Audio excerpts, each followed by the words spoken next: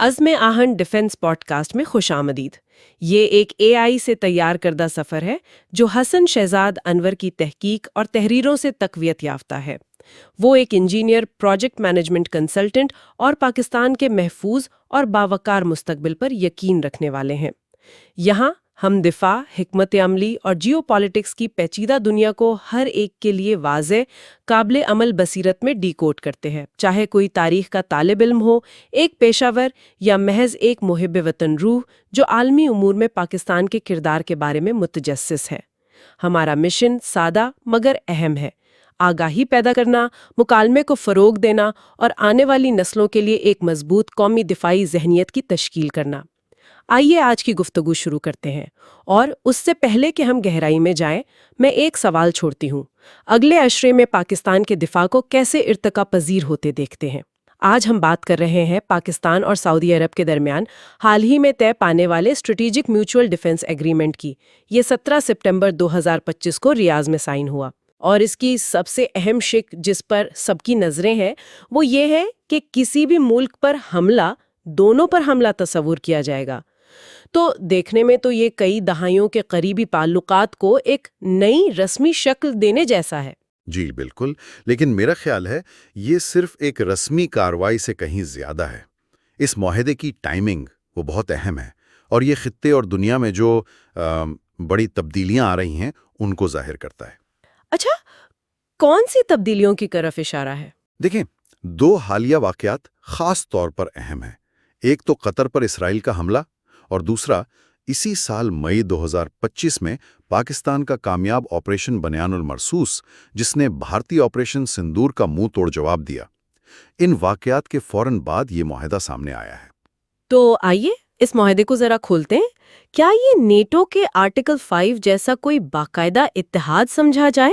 بنیادی شق تو ویسی ہی ہے جی، کہ ایک پر حملہ سب پر حملہ، اور یہ اپنی نوعیت کا پہلا باقاعدہ دفاعی معاہدہ ہے دو اسلامی ممالک کے درمیان۔ لیکن ایک باریک نقطہ ہے جس پر کچھ ماہرین نے، جیسے زلمے خلیل زاد نے بھی اشارہ کیا ہے، وہ ہے معاہدے یعنی ایگریمنٹ اور عہد نامے یعنی ٹریٹی کا فرق۔ یعنی یہ قانونی طور پر شاید اتنا پابند نہ ہو جتنا ایک ٹریٹی ہوتی ہے؟ ہو سکتا ہے۔ اس کی پوری تفصیلات وہ بھی ابھی تک عوام کے سامنے نہیں آئیں۔ مثلاً کیا یہ پارلیمنٹ سے منظور ہوا، کابینہ سے؟ اس پر تھوڑی خاموشی ہے۔ تو کچھ ابہام تو ہے اس کی اصل نوعیت پر۔ یہ واقعی دلچسپ ہے، لیکن جیسا کہ ہم نے شروع میں کہا، پاکستان اور سعودی عرب کے تعلقات تو ہمیشہ سے بہت قریبی رہے ہیں، دفاعی شعبے میں خاص طور پر۔ تو اب اچانک سے اس کو باقاعدہ شکل دینے کی ضرورت کیوں پیش آئی؟ کیا محرکات تھے؟ جی، کئی عوامل ہیں، اور یہ سب مل کر ایک تصویر بناتے ہیں۔ سب سے پہلی اور شاید سب سے فوری وجہ تو قطر پر اسرائیلی حملہ ہے۔ دیکھیں، قطر میں امریکہ کا خطے کا سب سے بڑا فوجی اڈہ ہے، العلید۔ جی ہاں۔ اور اس کے باوجود حملہ ہو گیا۔ تو اس واقعے نے خلیجی ممالک، خاص طور پر سعودی عرب کو امریکی سیکیورٹی کی جو ضمانتیں تھیں ان کی معتبریت پر بہت سنجیدگی سے سوچنے پر مجبور کیا۔ کہ کیا امریکہ پر مکمل انحصار کیا جا سکتا ہے؟ بالکل۔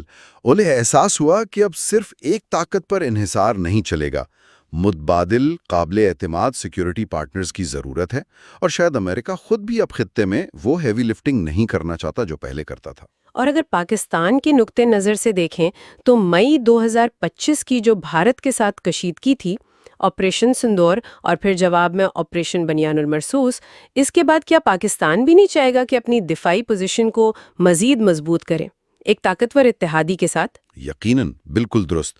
پاکستان نے مئی میں اپنی روایتی جنگی صلاحیت کا تو بھرپور مظاہرہ کیا، اور یہ معاہدہ اس صلاحیت کو مزید تقویت دیتا ہے۔ یہاں ایک اور بات بہت اہم ہے۔ جنرل ریٹائرڈ خالد کدوائی، جو NCA کے سینئر ایڈوائزر ہیں، ان کی پریس کانفرنس۔ اچھا، وہ جو معاہدے والے دن ہوئی تھی؟ جی بالکل، اسی دن جس دن ریاض میں معاہدہ سائن ہوا۔ یہ محض اتفاق نہیں تھا۔ انہوں نے خاص طور پر پاکستان کی روایتی ڈیٹرنس یعنی کنونشنل ڈیٹرنس اور جو نئی آرمی راکٹ فورس کمانڈ بنی ہے اس کی صلاحیتوں پر بہت زور دیا۔ بلکہ انہوں نے تو آپریشن سندور کے دوران جو بھارتی نقصانات ہوئے ان کی تفصیلات بھی بتائیں، جیسے 7 بھارتی طیارے گرانے کا دعویٰ جن میں 4 رافیل تھے، اور ان کے ٹیل نمبرز تک کا ذکر کیا۔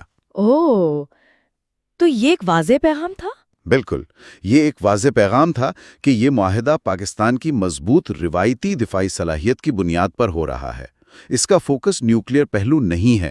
اس کے علاوہ ظاہر ہے عالمی سطح پر جو طاقت کا توازن بدل رہا ہے، امریکہ پر انحصار کم ہو رہا ہے، ایک کثیر قطبی دنیا بن رہی ہے، وہ سب بھی اہم محرکات ہیں۔ ایک تجزیہ جو کافی سننے میں آ رہا ہے وہ لڑکے بمقابلہ کھلونے والا ہے، یعنی سعودی عرب کے پاس جدید ترین ہتھیار کھلونے تو بہت ہیں، لیکن جنگی تجربہ اور شاید لڑنے والی افرادی قوت لڑکے کی کمی ہے، جبکہ پاکستان کے پاس ایک تجربہ کار فوج ہے۔ کیا یہ معاہدہ اسی فرق کو پل کرتا ہے؟ جی، یہ ایک بہت اہم نقطہ ہے اور شاید اس معاہدے کی بنیادوں میں سے ایک ہے۔ پاکستان کی فوج نے نہ صرف روایتی جنگیں لڑی ہیں بلکہ پچھلی 2 دہائیوں سے انسداد دہشت گردی اور بغاوت میں جو تجربہ حاصل کیا ہے وہ دنیا میں کم ہی افواج کے پاس ہے۔ دوسری طرف سعودی عرب وہ تاریخی طور پر اپنی سیکیورٹی کے لیے بڑی طاقتوں پر انحصار کرتا رہا ہے، پہلے برطانیہ پھر امریکہ۔ تو ان کے پاس ہتھیار تو ہیں، اربوں ڈالر کے جدید ترین امریکی یورپی ہتھیار ہیں، لیکن ان ہتھیاروں کو حقیقی جنگی ماحول میں مؤثر طریقے سے استعمال کرنے کا تجربہ، وہ تربیت افرادی قوت، وہ نسبتاً کم ہے۔ حالانکہ اگر آپ دیکھیں GCC ممالک کا مجموعی دفاعی بجٹ وہ تقریباً 130 ارب ڈالر ہیں، پاکستان کا 9 ارب ڈالر کے قریب ہے۔ اتنا فرق؟ جی، لیکن فرق وہ ہے جو کہتے ہیں بندوق کے پیچھے کھڑا آدمی، اس کا ہے۔ اور یمن جنگ کا تجربہ کیسا رہا سعودی عرب کے لیے اس حوالے سے؟ کیا اس سے کچھ سیکھا انہوں نے؟ یمن جنگ سعودی عرب کے لیے ایک تلخ تجربہ ضرور تھا، لیکن شاید ضروری بھی تھا۔ اس نے انہیں پہلی بار ایک طویل پیچیدہ جنگی صورتحال کا براہ راست سامنا کروایا اور اپنی عسکری صلاحیتوں میں جو کمیاں تھیں ان کا احساس دلایا۔ اب پاکستان اس معاہدے کے تحت ٹریننگ دے سکتا ہے، مشاورت دے سکتا ہے، مشترکہ مشقیں ہو سکتی ہیں، اور یہاں تک کہ ممکنہ طور پر سعودی عرب میں ٹرپ وائر فورس کی تعیناتی بھی ہو سکتی ہے۔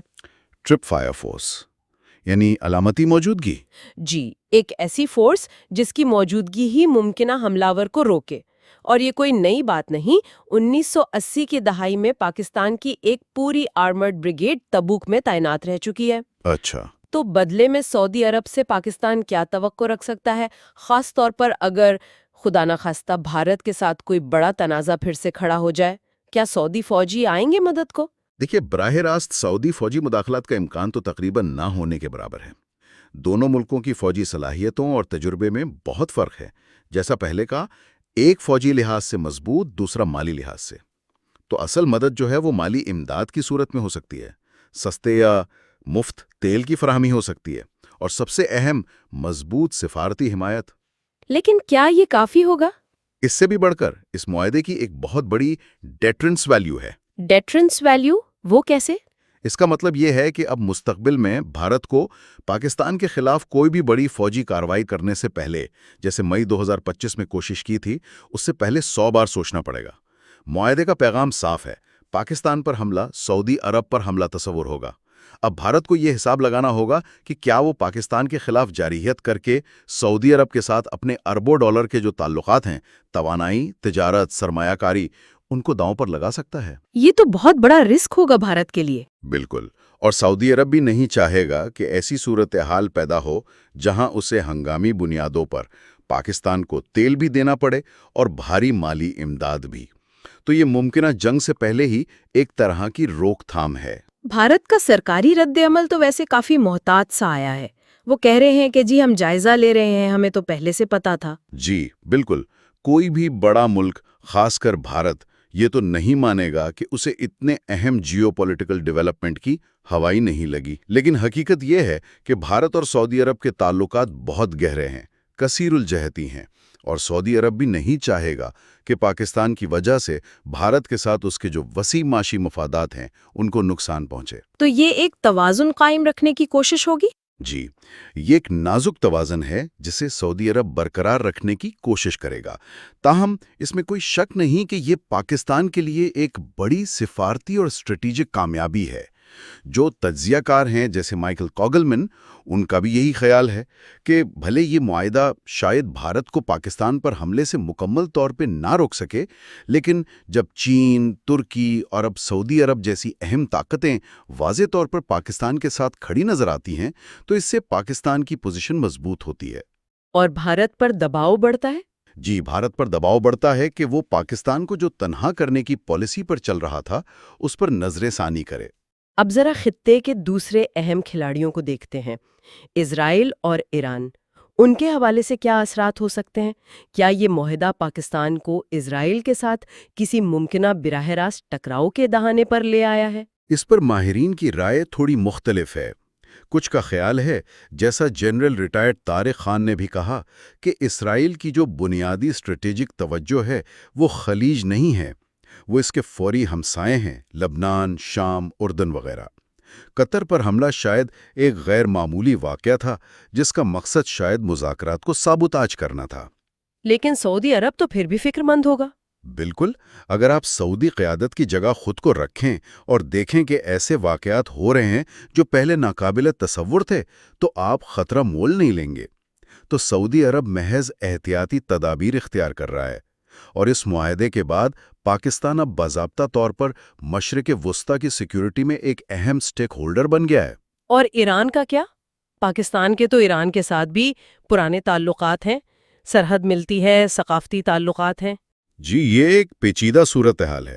یہ معاہدہ یقینی طور پر ممکنہ ایرانی خطرے کے خلاف سعودی ڈیٹرنس کو تو بڑھاتا ہے، لیکن یہ دیکھنا ہوگا کہ یہ سعودی ایران تعلقات میں جو بہتری لانے کی کوششیں ہو رہی تھیں، جن میں چین کا بھی کردار تھا، ان کو کیسے متاثر کرے گا۔ پاکستان کے لیے ایک چیلنج ہوگا، ایک طرف سعودی عرب کے ساتھ یہ نیا گہرا دفاعی تعلق، اور دوسری طرف ایران کے ساتھ اپنے دیرینہ تعلقات میں توازن برقرار رکھنا۔ یہ پاکستان کی خارجہ پالیسی کا ایک بڑا امتحان ہوگا۔ اور اس ساری تصویر میں بڑی طاقتیں کہاں کھڑی ہیں؟ امریکہ اور چین۔ کیا یہ سب امریکہ کی مرضی سے ہوا؟ عمومی تاثر تو یہی ہے کہ یہ معاہدہ امریکہ کی کم از کم خاموش رضامندی کے بغیر نہیں ہو سکتا تھا۔ کچھ تجزیہ کار کہتے ہیں کہ شاید ٹرمپ انتظامیہ، جو خود بھی مشرق وسطیٰ میں اسرائیلی پالیسیوں کو کنٹرول کرنے میں زیادہ کامیاب نہیں لگتی، اس معاہدے سے ناخوش نہ ہوں۔ اگر پاکستان سعودی عرب کو اسرائیل کے خلاف ایک قابل اعتبار روایتی ڈیٹرنس دے سکتا ہے تو اس سے شاید خطے میں ٹینشن کم ہو، جو امریکہ بھی چاہتا ہے۔ اور ویسے بھی پاکستان اور امریکہ کے تعلقات میں کچھ بہتری آئی تھی مئی کے بعد۔ جی، نمایاں بہتری دیکھنے میں آئی ہے۔ مئی 2025 کے آپریشن بنیان المرصوص کے بعد صدر ٹرمپ نے آرمی چیف کو وائٹ ہاؤس بلایا۔ امریکہ پاکستان کو انسداد دہشت گردی میں فینومینل پارٹنر کہہ رہا ہے۔ امریکہ کو خطے پر نظر رکھنے کے لیے خاص طور پر ایران پر پاکستان کی انٹیلیجنس اور رسائی کی ضرورت ہے۔ اور چین کے لیے اس معاہدے کا کیا مطلب ہے؟ کیا یہ ان کے لیے کوئی فائدہ ہے؟ دوسری طرف کئی تجزیہ کار بشمول جنرل طارق خان اسے چین کے لیے ایک خاموش جیت قرار دے رہے ہیں۔ ان کا خیال ہے کہ پاکستان اس معاہدے کے ذریعے چین کے لیے خلیجی خطے میں، خاص طور پر سعودی عرب میں، اور گہرائی تک رسائی کا راستہ بنا سکتا ہے۔ یاد رکھیں، پاکستان کا تقریباً 80% فوجی ساز و سامان چینی ساختہ ہے۔ اوہ، یہ تو بہت زیادہ ہے۔ جی، تو یہ معاہدہ چین کو سعودی عرب کی دفاعی صنعت، ٹیکنالوجی اور دوسرے معاشی شعبوں میں زیادہ بڑا کردار ادا کرنے کا موقع دے سکتا ہے۔ سی پیک کی سعودی عرب تک توسیع کی باتیں بھی ہو رہی ہیں۔ یہ سب مل کر خطے میں امریکن اثر و رسوخ کو کم کر سکتا ہے اور سعودی عرب کا امریکہ پر انحصار مزید گھٹا سکتا ہے۔ کچھ لوگ تو اسے IMEC یعنی India middle east Europe corridor, جو ویسے ہی مشکلات کا شکار ہے، اس کے متبادل کے طور پر بھی دیکھ رہے ہیں۔ کیا یہ معاہدہ دوسرے خلیجی ممالک تک بھی پھیل سکتا ہے؟ وزیر دفاع نے تو کہا ہے کہ وہ تیار ہیں ایسے انتظامات کے لیے۔ اس کا امکان بالکل موجود ہے۔ GCC میں سعودی عرب کی جو قائدانہ حیثیت ہے، اس کی وجہ سے یہ معاہدہ دوسرے خلیجی ممالک جیسے UAE، قطر، کویت، ان کے لیے بھی پاکستان کے ساتھ اسی طرح کے دفاعی انتظامات کی راہ ہموار کر سکتا ہے۔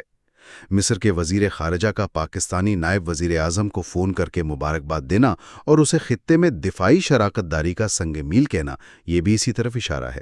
تاہم جیسا جنرل طارق خان نے بھی کہا، ایسے باہمی دفاعی معاہدے کرتے ہوئے بہت احتیاط کی ضرورت ہوتی ہے، کیونکہ ایک ملک کے ساتھ کیا گیا معاہدہ کسی دوسرے اتحادی کے مفادات سے ٹکرا بھی سکتا ہے۔ اور آخر میں وہ سوال جس پر شاید سب سے زیادہ قیاس آرائیاں ہو رہی ہیں، نیوکلیئر پہلو۔